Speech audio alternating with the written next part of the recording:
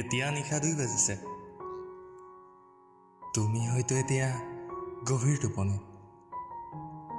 মোৰ ৰাতিবোৰ উজাগৰি কৰি তুমি হয়তো এতিয়া শুই আছা শান্তিৰে, বুকুৰ মাজত হেতি গাৰু সাৱটি।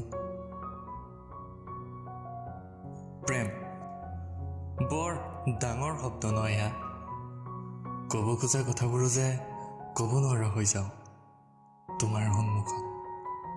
শব্দবোৰ বাক্যলৈ সলনি নহয়, উচ্চাৰণবোৰ দুটি ওঠত লাগি ৰয়।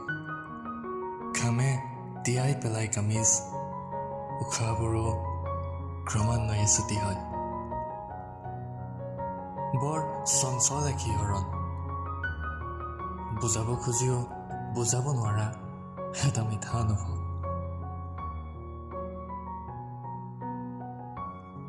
আচ্ছা, তুমি বাৰু নিয়ৰ ভাল পোৱা নেকি? তোমাৰ ফেচবুকৰ বায়'ত লিখা আছে, টুক টুক নিয়ৰৰ শব্দত তুমি সাৰে থাকা বুলি। দেখিছা, তুমি নোহোৱাকৈও তোমাৰ সতে যে কিমান কথা পাতো মই। প্ৰেম হয়তো এনেকুৱাই ন,